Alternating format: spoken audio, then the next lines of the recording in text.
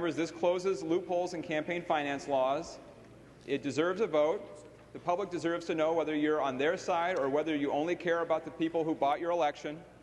And if you want to hide from it yet again, I'm sure you'll find a way. And Mr. Speaker, I'm going to anticipate a point of order, but I'll wait to offer advice until that situation arises. Substantively, this is a very similar bill to the last amendment. Discussion to the Winkler amendment.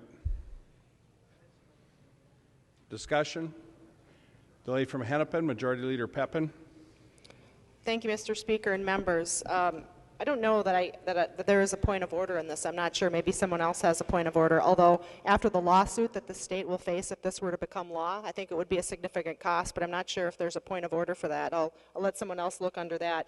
But the reason I would ask members to vote against this is because, again, this has already been decided by the Supreme Court.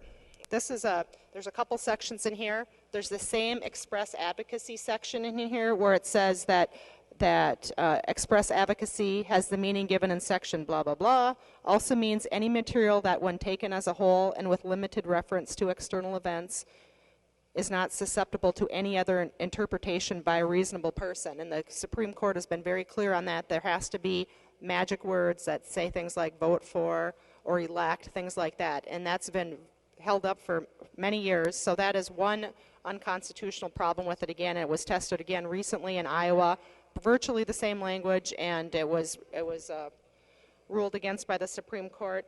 And then secondly, on the first page, starting on section 1.3, where it talks about the dollar amount, and the Center for Competitive Politics has put out a statement on this. It was, I think, probably Representative Winkler to one of your past bills in past years. And it said that it's likely unconstitutional because A, generalized disclosures for electioneering communication, which is what is proposed in this bill, has never been upheld by the Supreme Court, and B, it is likely small organizations would have to obtain outside compliance assistance and groups will stop their issue advocacy to protect the anonymity of their contributors. As the court noted in Citizens United, the First Amendment does not permit laws that force speakers to retain a campaign attorney before discussing the most salient issues of our day. So members, I mean, if you look at the case law, it's pretty clear on this. I think that trying to pass such a law and somehow thinking that it's going to be upheld in a Supreme Court is pretty silly. So I think that we should just vote it down today. Discussion. The gentleman from Hennepin, Representative Winkler. Mr. Speaker, I'd just like to request a roll call, please. Roll call. Having been requested, are there 15 hands? Seeing 15 hands, there will be a roll call. The gentleman from Hennepin. Any further discussion on the amendment? Gentleman from Hennepin. Mr. Speaker, if there's no further discussion, I would just like to answer Representative Pepin's fairly outlandish constitutional interpretation and say that the courts have repeatedly said that disclosure is acceptable. In fact, Justice Stevens, poor Justice Stevens, that's an unfair thing to him to say. Justice Kennedy said in the Citizens United decision, which he wrote, that disclosure is constitutionally acceptable. The express advocacy language that we're using here has been upheld multiple times by federal courts in both the Eighth Circuit and nationally. The point here is not that we're creating any kind of imposition on anybody's free speech rights. All we're requiring them to do is disclose when they're spending. And Mr. Speaker, I wonder if Representative Baker would yield to a question. Representative Baker will yield. The gentleman from Hennepin, Representative Winkler. Thank you, Mr. Speaker. Representative Baker, on January 29th, the first time I think we brought this up, you stated that you were going to be working with the chair of the Government Operations and Elections Committee and coming up with some legislation soon on campaign finance issues. And I did a quick check, and it looks like you've introduced 26 bills as a chief author related to various subjects. Health and education, jobs, commerce, legacy, agriculture, all of those things. And I have not yet found a single bill that you've introduced related to campaign finance. So, Representative Baker, my question for you is, do you think that we need to do something to expose the undisclosed money that is influencing elections in Minnesota, or do you think that we should keep it quiet? The gentleman from Candy, Ohio, Representative Baker. Thank you, Mr. Speaker. And As Representative Winkler has mentioned, I do want to see some good things happening to making the voters appreciate our system of voting and how our campaign rules work better each year. Haven't found that yet. Everything I've brought up to Chair Sanders with the Election Committee is seeming to be sort of on that constitutional line of can we get this through or not. So we're trying to figure out something, and I plan on being here 2 years, so I want to make sure that I've got a little more time to work on that, Representative, so I hope to do some more later on. Thank you. The gentleman from Hennepin, Representative Winkler. Thank you, Mr. Speaker. Representative Baker, you've had a long time now. I know that anybody can claim to be a first-term member for the first year and a half, but you've had a long time. You've introduced 26 bills related to health and human services, education, energy, commerce, legacy. All of those things you become an expert on pretty fast, and I congratulate you on that. But apparently, one of the top priorities that you announced for your constituents related to campaigning, you have not yet found time to be an expert on. I hope that you have a chance to do that, maybe over the interim, and come back with some really strong legislation next session. I wonder if Representative Tice would yield to a question. Representative Tice will yield. The gentleman from Hennepin, Representative Winkler. Representative Tice, as excuse me. She's not on the floor at this point. Point of order, Mr. Speaker. Please state your point of order. Mr. Speaker, I rise to Section 124 of Mason's Manual, personalities not permitted in debate. Item 3 says it is not the person but the measure that is the subject of the debate. I see that Representative Winkler is doing his best to imitate Steve Ott today, and I just want to be known that we need to keep it to the subject, not the people. I'm going to defer ruling on the point of order at this time, but members, let's try to keep personalities out of the debate. Further discussion to the A24 amendment. The gentleman from Hennepin, Representative Winkler. Well, Mr. Speaker, I think this letter from the MCCL was sent around by Representative Tice, and if she is indeed submitting this to the floor to influence our votes, I'd like to be able to ask her something about it. So I wonder if anybody else sent this out and it wasn't Representative Tice, please, indicate with an arm gesture or whatever kind of gesture you'd like, and I'll ask you. But otherwise, I'd rather have the time to talk to Representative Tice about this than she pass this around. Representative Tice is not on the floor at this time. Any further discussion on the Mr. Speaker, I would like the gentleman from Hennepin? I'd request a call of the House. Okay, call of the House has been requested. Are there 10 hands? Seeing 10 hands, the clerk will take the roll. To the A24 amendment, the gentleman from Hennepin, Representative Winkler. Thank you, Mr. Speaker. Would Representative Tice yield to a question? Representative Tice will yield. Representative Winkler. Representative Tice, I think it looks like your signature on this letter from the NCCL related to this legislation, and typically I think the MCCL focuses its efforts not so much on campaign and election issues, but on abortion and choice type issues. But for some reason they seem very intent on weighing in on this debate. And since you passed this letter out, Representative Tice, and I guess want us to understand what they're saying, I wonder if you could explain how this bill is in any way vague or burdensome or regulates campaign issues that are not related to elections. The lady from Stearns, Representative Tice. Thank you, Mr. Speaker, and Representative Winkler. I believe that the folks who donate to groups like the MCCL want their voice heard, and so that's what they contribute to. I do think that there are answers to be found, but I think we need a bipartisan answer, and this should go through the process. The Government Operations Committee in the interim will be looking for some of those solutions, but I don't believe that this bill at this time is the solution. The gentleman from Hennepin, Representative Winkler. Mr. Speaker, would Representative Tice yield to a question? Representative Tice will yield. The gentleman from Hennepin, Representative Winkler. Representative Tice, if you oppose this disclosure bill, I wonder if you could tell me what kind of disclosure bill you think would be better. The lady from Stearns, Representative Tice. Mr. Speaker. For what purpose does the gentleman rise? Point of order, Mr. Speaker. Please I rise under. State your point of order. Mr. Speaker, I rise under Mason sections 114, questioning another member, and I would direct the body to the subsection 6 in limitations of questions, which would does not allow us to ask another member of a question of how they intend to move forward. Representative Winkler is trying to tiptoe around that by saying, what would you say would be a good thing, which would be which would be directing Representative Tice to say how she's going to proceed or how the body should proceed with the question before the body. Representative Winkler knows that he needs to confine his questions to the question before the body, which he is not doing. Advice, the gentleman from Hennepin, Representative Winkler. Mr. Speaker, my advice is that you would not rule on the Dean point of order.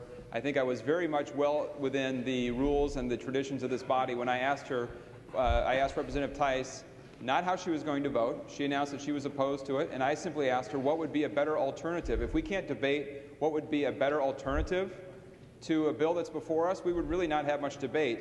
And I understand that sometimes members don't like to answer questions, they don't want to engage, but I didn't put Representative Tice into this debate, she did. And so I'm wondering what she thinks would be better, and I think that's well within the House rules, and I would just urge you not to rule on the point of order, and we can continue. And I'm well aware and mindful of how the institution works at this point. Advice, the gentleman from Ramsey, Representative Lesh. Thank you, Mr. Speaker. The ship of bringing personalities in or intentions in to this debate has sailed earlier this evening on this same bill when Representative Anderson began asking individuals on this side of the aisle of what they pulled in for their campaigns and where they gave it. That door wasn't just opened, it was kicked in by Representative Anderson at this point. Representative Winkler has used kid gloves in dealing with other members on your side of the aisle compared to those direct questions. Therefore, because the door has been opened, Mr. Speaker, Representative Winkler is well within the bounds of the rules. Further advice, the gentleman from Sherburne, Chair Knobloch. Yeah, Mr. Speaker, again, if you consult Section 114, but this time subsection 5, not subsection 6, you'll see it says a question as to what course a member proposes to follow is not in order. Representative Winkler specifically asked Representative Tice, if you don't like this particular bill, what would you propose in order to get to a solution?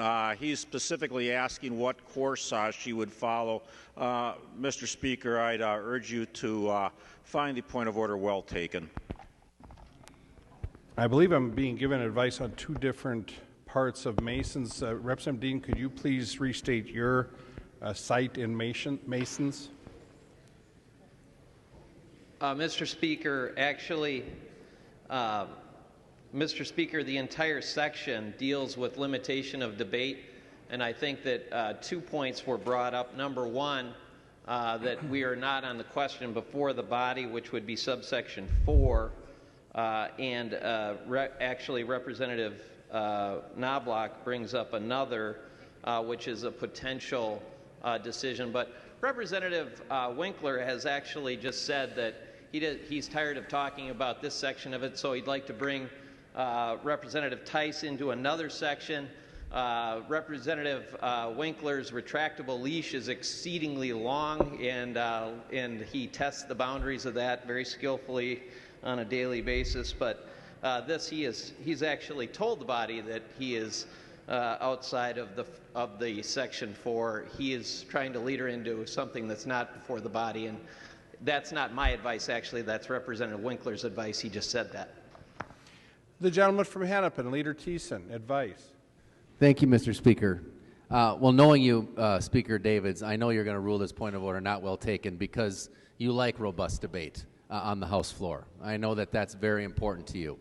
And what's going on here, is clear to anybody who's still watching at this point, and that is this, that you are afraid of having to answer these questions about dark money in politics, about the fact that you're blowing the cap off any spending limits, about the fact that you're going to let PACs and lobbyists fund your entire campaigns.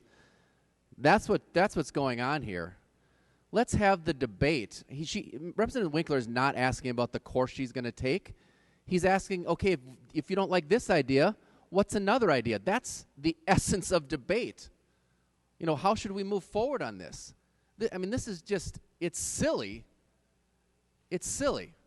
So, Speaker Davids, you should find this point of order not well taken, or you should defer ruling on this and let us get on with the actual debate about this bill. Let us get on with the actual debate about whether dark money in our politics is a good or bad thing, and if there are ideas to get it out, which Representative Baker and Representative Tice apparently think there might be, let's hear what those ideas are. And let's actually try to solve this problem, because I don't think the people of Minnesota appreciate the fact that we're going to be blowing the lid off campaign finance reform in this state, that we're going to get rid of all spending limits, that we're going to make sure that PACs and lobbyists can exclusively and solely fund our campaigns, that we want to address the problem of dark money. The people of Minnesota know this is a problem. For some reason, the people in this body don't understand that. So, Mr. Speaker, I would advise you to either, I would actually advise you to not to defer ruling on this, and to find this point of order not well taken, because this happens over and over and over again, and speakers continually defer ruling on this, so the next time someone can get up. Let's set some precedent and actually find this point of order not well taken. Thank you, Leader Thiessen.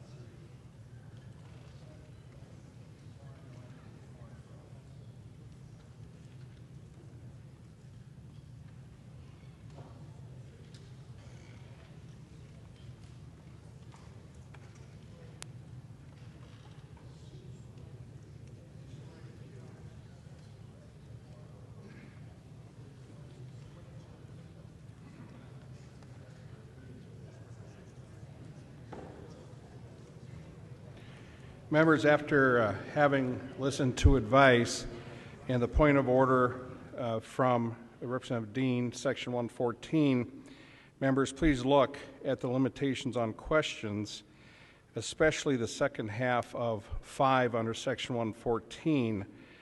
At this point, members, I am going to defer the ruling and we'll continue the debate, but please, I am going to be watching very closely and listening very closely to the questions, and we'll be looking at Section 114 on page 94, Item 5, the second half. The gentleman from Hennepin, Representative Winkler.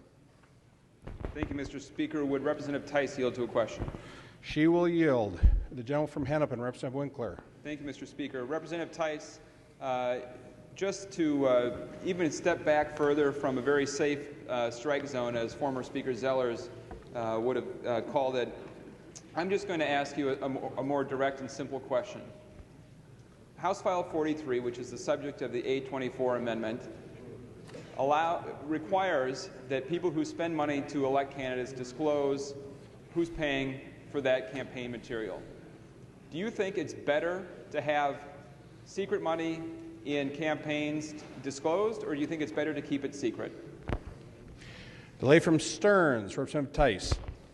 Thank you, Mr. Speaker and Representative Winkler. I believe all the money should be disclosed, and I think that's what the Government Operations Committee wants to do in the interim. So I look forward to that debate and trying to find a bipartisan answer so that all monies are up for grabs. Gentleman from Hennepin, Representative Winkler. Thank you, Mr. Speaker. Well, Representative Tice, I eagerly look forward to finding out all of the policy direction that the Government Operations and Elections Committee is going to bring forward in the interim. I would note that they have the only hearing, I think, on any kind of legislation in this regard that they've heard has occurred because of a provision of the rules that gave them little choice but to do it other than to bring it to the floor for a vote. I wonder if Representative Cornish would yield to a question. He will yield. The gentleman from Hennepin, Representative Winkler.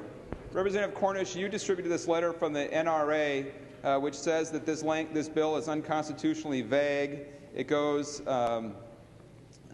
is unduly burdensome, complex, and would negatively impact grassroots issue advocacy. I wonder if you could share with the body why you believe any of these statements from the NRA are true. The gentleman from Blue Earth, Chairman Cornish.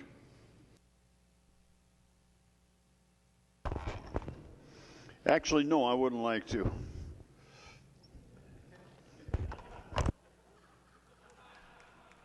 The gentleman from Hennepin, Representative Winkler. Mr. Speaker, I wonder if Representative Cornish would yield to a question. Will Representative Cornish yield? Representative Cornish will not yield. The gentleman from Hennepin, Representative Winkler. Okay, Mr. Speaker, I wonder if Representative Bennett would yield to a question. Will Representative Bennett yield? Representative Bennett will yield. The gentleman from Hennepin, Representative Winkler. Mr. Speaker, Representative Bennett, I'm sure you've received a copy of this letter from the NRA opposing this amendment, and I wonder if you have any basis for understanding why in any way this amendment would be unconstitutionally vague or would impact grassroots issue advocacy in any way.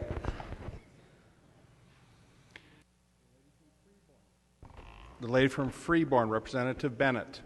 Thank you, Mr. Speaker, and Representative Winkler. I'll take this time actually to say that I believe transparency in donations, contributions is very important, but I also believe that the First Amendment is very important.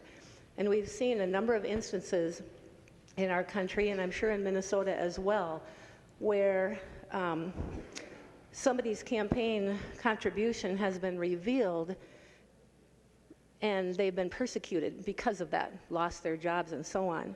So I feel like we need to move this very carefully through the proper committee and using the proper resources and whatever methodology that should happen, and make sure that we're careful. And I think right now to pass this would be irresponsible because we need to very carefully balance our First Amendment rights of our citizens along with the transparency issues.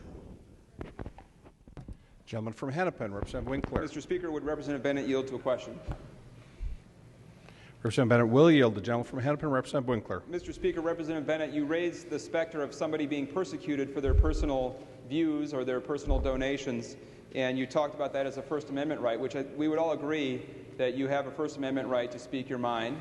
I think we would all agree that if you disagree with somebody, the answer is to speak back to them. And I wonder if having private citizens respond to free speech with more free speech is, in your view, a form of persecution. The lady from Freeborn, Representative Bennett. Thank you, Mr. Speaker. Representative Winkler. I'm not exactly sure what you're asking me there, but I will say that part of the First Amendment means that you are able to speak without fear of retribution. And we know that happens. There's been instances in California where people have lost their jobs. So I'll just say, again, I really think this is an important issue with transparency of campaign donations as well as First Amendment, and we really need to run it through the proper committee and get it vetted and make sure that we have a very balanced approach to this. The gentleman from Hennepin, Representative Winkler. Thank you, Mr. Speaker. Representative Bennett, it's pretty curious that a bill that's loaded up with stuff that never got hearings and was just sort of at the whim of the chair ends up in a bill. In fact, Representative Bennett, would you yield to a question?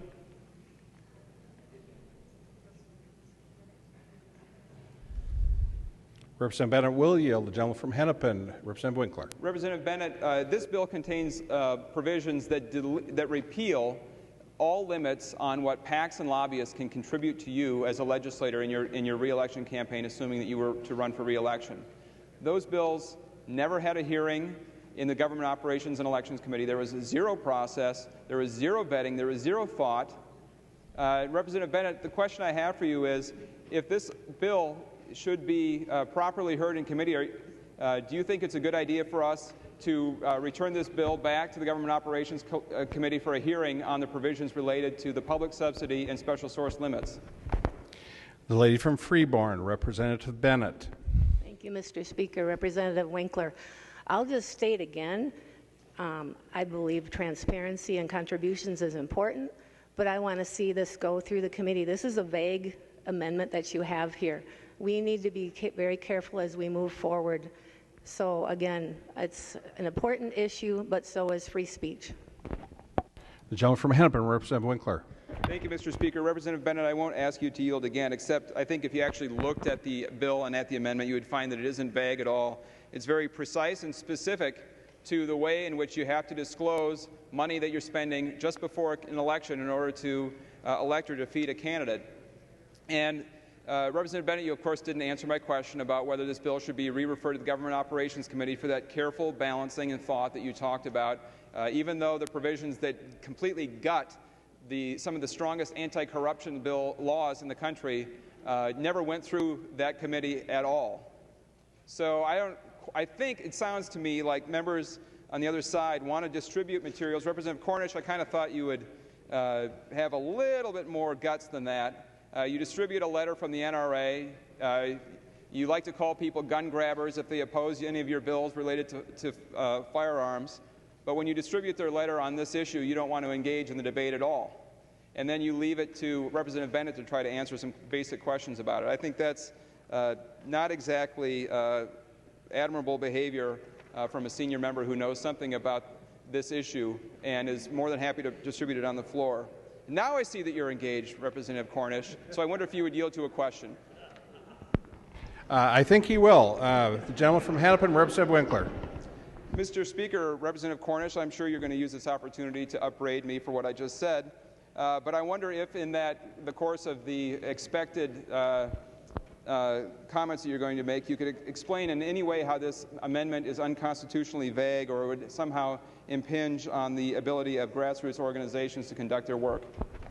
Gentleman from Blue Earth, Chairman Cornish. Mr. Speaker and members, actually, I'm just going to engage you to say that you've been pretty friendly this year in the session on the committee, and I'm going to engage you with respect, what you haven't done with the rest of the body tonight. And I think you're a bright guy, and you can read the letters before you, and it gives you the reasons. And I'm not going to dignify your insulting comments to me with the same, and I'll just let you read the letter and go for it. So, and that's about it. The gentleman from Hennepin, Representative Winkler. Mr. Speaker, is there anybody of the many opponents, Representative Pepin, would you yield to a question? She will yield. The gentleman from Hennepin, Representative Winkler. Representative Pepin, can you explain in any way how this is unconstitutionally vague? The lady from Hennepin, Majority Leader Pepin. Thank you, Mr. Speaker and Representative Winkler. Yes, I can explain. Well, actually, if I could ask you, what does on line 2.3 and 2.4, what does it is not susceptible to any other interpretation by a reasonable person other than that is in advocating the election or defeat of one or more clearly identified candidates? What does that mean? Leader Pepin. Precisely, please. Leader Pepin, Representative Winkler has the floor, and he asked you to yield for a question. I can put you on the list down here to ask him a question, but Representative Winkler asked the question of you, if you could please respond to the question. And now with a question. Mr. Speaker, would Representative Winkler yield to that question? Representative Winkler has the floor. Okay, well then, Representative Winkler doesn't want to discuss this now because I can explain exactly why this is unconstitutional, which I've already clarified before. And there's a couple things, Representative Winkler, in the section starting with 1.23, it talks about the $5,000. It doesn't explain whether it is as an individual or whether it is from the association. Furthermore, in the section that you don't want to answer, it talks about including the proximate. It says expressly advocates, that has the meaning given, blah, blah, blah. It also means any material that when taken as a whole, not sure what that means, it's vague, and with limited reference to external events. I don't know what that means. What are external events? In fact, if I could yield, I would probably ask maybe Representative Lean or somebody what external events meant, including the proximity to the election. I don't know how many days that is because it's not clear in here, vague, is not susceptible to any other interpretation by a reasonable person other than that as advocating the election or defeat of one or more identified candidates. And, Representative Winkler, I'm really disappointed you're doing this. And earlier you impugned my motives, and you talked about, and you also mentioned that it was my interpretation was wildly inaccurate. Representative Winkler, On March 31st, 2014, the Center for Competitive Politics sent you a letter on your bill, and it said precisely what I just mentioned, and you know it because it was addressed to you. It talked about your bill, which was virtually the same as this language, and it said, various sections of the bill are unconstitutionally vague. The bill regulates an expansive amount of speech, including books and websites. The bill disclosures provides go farther than any form of disclosure approved by the U.S. Supreme Court. Goes on, it says the modified definition of expressly advocating is vague, and a similar definition adopted in Iowa was declared unconstitutional by the United States Court of Appeals for the 8th Circuit District, which covers Minnesota. Further, it says the United States Supreme Court's decision in the seminal Cam Finance case of Buckley versus Vallejo famously limited the speech that could trigger political committee status under federal law to express words of advocacy of election or defeat, such as vote for, elect, support, cast your ballot. And that's what I mean by vague. Nowhere in this does it describe how one determines whether or not there's express advocacy, because nowhere does it require it to say vote for, elect, support, cast or vote for. Those are the magic words that were required in the Vallejo case. It hasn't been overturned. It was reaffirmed in the appeals court for the 8th Circuit, which had a very, very similar Iowa law, which had the language said reasonable minds could not differ as to whether it encourages actions to elect or defeat one or more clearly identified candidates. The proposed new additional definition of expressly advocating reads as follows, gave the same definition and clarified that is, again, unconstitutional. This is a ridiculous discussion. You received this letter. I've got it right here, addressed to you, Representative Winkler, from the Center for Competitive Politics. So bullying members or trying to run around and ask them questions about what language is vague is ridiculous. It's clear as day in the letter that you got. You know that these words in this amendment are unconstitutional or violations of the First Amendment, and it's ridiculous. So thank you. I'm happy to yield to any more questions you may have. Gentleman from Hennepin, Representative Winkler. Mr. Speaker, I think that Representative Pepin wanted to talk about a section of the bill regarding the definition of expressly advocates, and of course I would have been happy to talk about it if you had the floor and were actually able to ask me a question. The language in sections 2.1 through lines 2.1 through 2.5 has been the same language that's in federal law and upheld multiple times. And a very simple illustration will tell you what it means. If you send out a postcard that says, vote for Representative Pepin because she is a really smart lawyer and majority leader of the House, that you have to disclose. If you send out a postcard that says that Representative Winkler is a mean, terrible, bad person who doesn't deserve to be in the legislature and therefore is a bad legislator and shouldn't have any opportunity to serve again, that would not have to be disclosed, because it didn't have the magic words vote for or vote against. Now, anybody can understand, and you may even believe it's accurate. Sometimes, I'm sure my family does, that some postcard that came out that said that I was a bad person who didn't deserve to be reelected. Anybody can understand that if you send that out 30 days before an election, it's for the purpose of defeating me. That's what that language means. That's the language from federal law. It's the language that's been upheld multiple times. Now, your letter from the Center for Competitive Politics is the same people who fund your campaigns. So the same corporate special interests that fund your campaigns and spend all the dark money have created another nonprofit corporation to do research and advocacy and write letters to me that says that this stuff is unconstitutional, but there's no foundation for it whatsoever. There's nothing in this that is in any way unconstitutionally vague. There is nothing in here that in any way impinges on the ability of a grassroots organization to advocate on issues or to talk to their members or do any of those other things. The only thing this bill does, that's in this amendment, the only thing that it does is require that you say who is paying when you are trying to get somebody in office or out of office. It's the same system that everybody else follows. For some reason, two organizations in Minnesota have decided that they don't want to follow the same rules that everybody else follows, that the MCCL and the NRA deserve special treatment because somehow they like to communicate this way and they're afraid of this so-called persecution, this notion, this kind of quaint notion that if you're willing to say something, you're going to have to be willing to have people know who you are, that you're going to go into the public square and actually own up to what you have to say. If the NRA wants to fearmonger on issues, if the MCCL wants to distort issues, they are free to do so under the First Amendment. This bill does not in any way limit their First Amendment rights to do those things. All this bill requires is that you actually have to disclose who is paying for it. And we're not talking about somebody who's paying $100 a year or $10 a month to join. These are limits, or I'm sorry, there are contributions of at least $5,000. Under current law, it would be $5,000, and it has to be a certain percentage of the total amount of political money they're spending. These are the big donors. These are the big money people who use nonprofit corporations to shield their influence, and they use the nonprofit corporation to shield their influence because they don't want anybody to know who's paying for politics. Now, Representative Bennett, you think that's a form of persecution for people to actually stand up and acknowledge what they're saying? For people to stand up and be willing to own their opinions? I don't think that's persecution. I think that's called the First Amendment. If you're not prepared for somebody to argue back to you, if you're not prepared to answer questions, if you're not prepared to engage in discussion in the public square, you're not really prepared to be in politics at all. This bill is a disclosure bill, but defeating this bill is a bill to cover up for cowards. It's a way to cover up for corruption. It's a way to cover up who's buying our democracy, who's undermining our economy, and who's selling the public downriver. Members, I would urge a green vote. Representative Pepin. The gentleman from Sherburne, Representative Knobloch. Mr. Speaker, would Representative Winkler yield?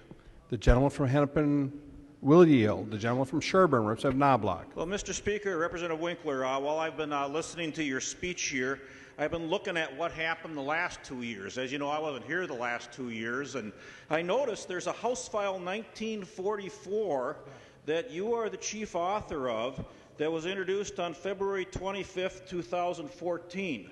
And if I look through it, much of the language seems to be very similar, if not identical, to the A24 amendment. And I'm wondering, Representative Winkler, if this is such an important issue that you feel so passionately about and your side feels so passionately about, why was it never brought to the floor of the House for a vote? The gentleman from Hennepin, Representative Winkler. Mr. Speaker, the reason it was never brought to the floor for a vote, Representative Knobloch, was because of the influence of secret money and special interest deals that these letters represent. The MCCL and the NRA. Members, please. I mean, when I'm actually funny, I appreciate the laugh, but that wasn't actually funny. Representative Knobloch, it isn't a partisan issue. That's what I said from the beginning. You've used this kind of same line over and over again about how you weren't here and it's all a mystery and how did it happen, etc. But the point is, it didn't pass the last 2 years for the same reason it's not going to pass now. Because two organizations don't want to own up to what they're spending in our elections. They have influence among Democrats. They have influence among Republicans. That's the nature of influence in politics. It's not just partisan. It reaches out across multiple people. I'm one member. Many people support this. Some people don't. But the point is, if you don't believe in disclosure, vote no. If you believe the public has a basic right to know about how you got here, Representative Knobloch, about the hundreds of thousands of dollars that were spent on your behalf to get you here, to return you back to the House, to return you back to being the chair of Ways and Means. If you don't think that the voters in your district deserve to know that, then vote no. It's a simple issue. Gentleman from Sherburne, Chairman Knobloch. Well, Mr. Speaker, actually, I was outspent by $40,000 or $50,000 in my election by other interests that were not supportive of me. But all right, Representative Winkler, I guess you say that you were trying to bring this thing forward and you just couldn't get it to come forward. You couldn't bring it to the floor of the House because of all these special interests being against you. I'm wondering, Mr. Speaker, would Representative Thiessen yield? The gentleman from Hennepin, Leader Thiessen. Well, Representative Thiessen, again, I wasn't here the last 2 years, and I wasn't spending all my time watching what was going on the floor of the House. You were Speaker of the House. I'm wondering if you could enlighten us on why Representative Winkler's bill didn't get to the floor of the House for a vote. The gentleman from Hennepin, Leader Thiessen. Thank you, Mr. Speaker. Well, Representative Knobloch, right now we have a chance to actually act on this bill. You now are here, thank God, or not, I don't know. to inform us about all this information that you've been telling us all session long. And you now have the chance to either choose to get the dark money out of our politics or not. That's all that's in play in this debate today. That's all that's an issue in this debate. I imagine that you're going to vote to keep dark money in politics, that you're going to vote, and it's not just, the MCCL and the NRA. There's lots of other organizations that fall into this category that spent lots of money in the elections in the last time around and spent money on both sides of the aisle. There's no question about that. That's why this is not a partisan issue. The fact is we should get that money out of our politics. That's all Representative Winkler is trying to do. And I also imagine you're going to vote for a bill that's going to allow you, who's probably one of the wealthiest people in this body. I guess you didn't abide by the spending limits last time, did you? I guess you didn't. You spent a ton of your own money to elect yourself, and that's fine. That's certainly constitutional, and you can do that. But what this bill will now allow you to do is not have to spend your own money to do it, but to raise unlimited money from PACs and lobbyists. And as chair of the Ways and Means Committee, it's actually interesting. There was that letter, right, that Representative Knobloch sent, if I recall, to a number of lobbyists saying you donated some money. I see you donated some money to Zach Dorholt. Maybe you should rethink that because it's likely I'm going to become the Ways and Means Chair if we take back the majority. So, Mr. and Mrs. Lobbyists, you ought to send some money to me as well. I think you wrote a letter like that, if I recall correctly. So, Representative Knobloch, this is your chance actually to take that kind of money out of politics, and let's have a fair playing field, a fighting chance for members of the legislature, and more importantly, not members of the legislature, member of the public, to actually engage in our politics in a meaningful fashion. Well, Mr. Speaker,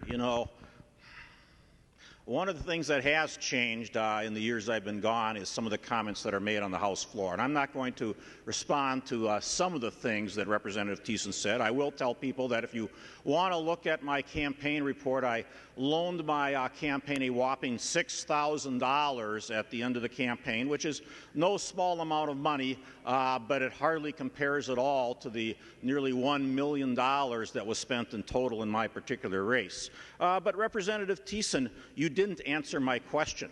Representative Winkler talked about how he had brought this forward, how he wanted to bring it forward last year, how there were various special interests that apparently conspired to keep it from getting a vote on the House floor. And you, sir, were Speaker of the House. You had the ability to bring this to a vote, and for whatever reason, we never got a vote on it. So, members, I'm not going to say any more about it. I guess we're all going to be able to have our votes. Members, this issue has been before the House in the last 2 years. Somehow or other, it never found its way to the floor of the House for a vote. Perhaps it was because people feel like Representative Bennett does and Representative Pepin does and others who have spoken do, that it is unconstitutional. And so, therefore, perhaps that's the way Representative Thiessen feels, that it's unconstitutional, and so it shouldn't have come to the floor for a vote. And if that's the case, I can appreciate that might be a position that he might have, and that might be a reason for not bringing it forward. But members, this has been an issue that's been here before, and despite all of Representative Winkler's debate on it, he had his chance last year when the Democrats were in the majority. Somehow or other, it never got its way to the floor for a vote. So when you think about all the other issues involved, other union money, for example, that's not covered by this amendment, the free speech issues that are here, members, I guess there's a lot of other issues here to think about. Representative Considine. Thank you, Mr. Speaker. I'm rising in support of the amendment. I think, like a lot of you, I did a survey to find out what the people back home thought were pressing issues. It was pretty simple. There were 6 questions. 5 of the questions, the answers were all over the board, so I know that I had Libertarians, Republicans, Democrats answering this. However, question 5, should outside special interest groups that can spend unlimited amounts of money in elections on independent mailings and ads be required to disclose the total amount of the spending and the major donors behind it? That was over 95%. In 120 surveys, I had 5 people that said no. and actually one of those said no, but then underneath it wrote, "Stop Citizens United." So I think that person was actually confused. I am a little bit confused about one other thing, and maybe it's something that I missed, but I could have swore about the second or third day we were here, Representative Winkler did try to bring this to the floor and was shot down. So if we were going to start the process like several people have said they want to do, wouldn't that have been a good time to do it? Thank you. Representative Drazkowski. I pass, Mr. Speaker. Representative Isaacson. Thank you, Mr. Speaker. Well, I really have enjoyed this debate, and one of my favorite parts of this debate has been the GOP logic that because you perceived to fail to do the right thing last time, now we don't have to do the right thing now. That's probably my favorite message and takeaway from you guys so far in this debate. You know, I think all of us get wrapped up in this whole concept of politics and being on both sides, and when we get angry or we get frustrated or we think of ourselves as partisans, and then we get on the floor and we have these debates, and when we walk back and forth between the House and here, or SOB in here, we actually have real conversations and find out about our kids and our lives, and it turns out, you know, contrary to popular opinion, you're not all bad people. Contrary to popular opinion, neither are we. Politicians in general are real people who have real lives, who have families and kids, and they're involved in their community, and I think that one of the things that I struggled with the most in the last election was watching the lit pieces rain on my house and rain on my district, sometimes up to 3 a day. And what I really struggled with was the moment my wife said to me, "You know what?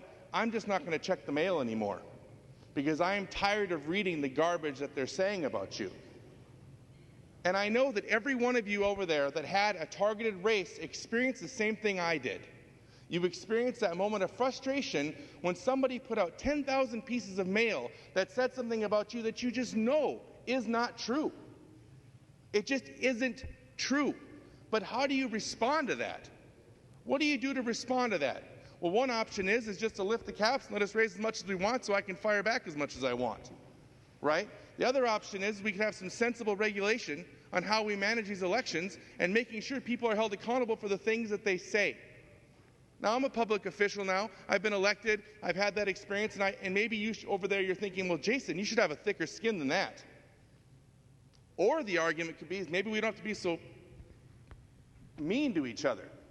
And maybe we don't have to be so dishonest with each other just to win an election. And so when I read what this amendment is trying to accomplish, and I think about the bills that we have, right, and I think about the lit pieces that are coming out, I am personally offended by that.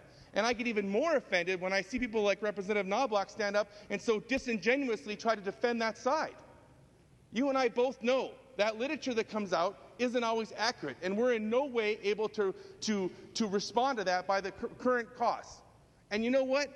If I have the willingness to stand up and put myself in the public light, and I'm willing to say, here I am, flaws and good characteristics, I want to run for this office, I'm trying to step out and take some responsibility for leadership in our state and try to make things better. And then somebody can come along and donate a ton of money undercover to say things about me that aren't true in hopes of winning this seat for the other side so they can vote for a different speaker. And you guys sit over there and say that's not something we should take care of? Are you kidding me? That's embarrassing. This is why people hate politics. This is exactly why. And the fact that we sit here divided like this, angry as we are as our leadership dig their heels in, and we're unwilling to make a simple vote to make this better is disgusting. And I find it to be very frustrating. I'm frustrated because I have all those lit pieces at home right now. And those lit pieces that talk about who sent them and what part of it is known and unknown. But I have lit pieces of what they said and the calls I had to take every day. Now, as much as you want to demonize, as those lit pieces did that were some sort of phony politicians up here making some big choices on our own that are so self-aggrandizing, we make $31,000 a year. And we're not legally allowed to accept anything. So you know what? We're not being self-aggrandizing. And that is disingenuous. And this amendment helps us put a stop to that by making it clear that if you're going to donate to people that don't tell the truth, we're going to know who you are. And it is your First Amendment right to say what you want, and you also get to be held accountable for it. So I'm very disappointed when I hear this kind of red herring argument all over the place and unwillingness to answer this question because you've been backed into a corner by your leadership instead of taking a stand because you have an election certificate. And that's what you should be doing right now. Any further discussion on the Winkler amendment? Seeing no further discussion, the clerk will take the roll on the amendment.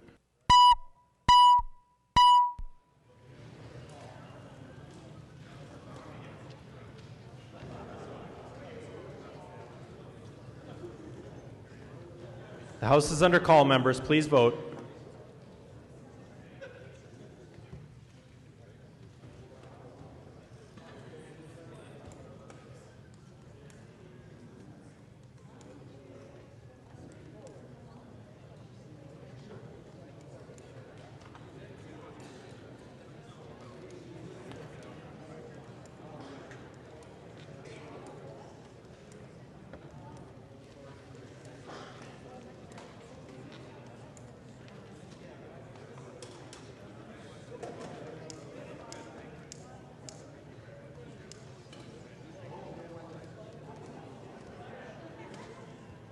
Clerk will close the roll.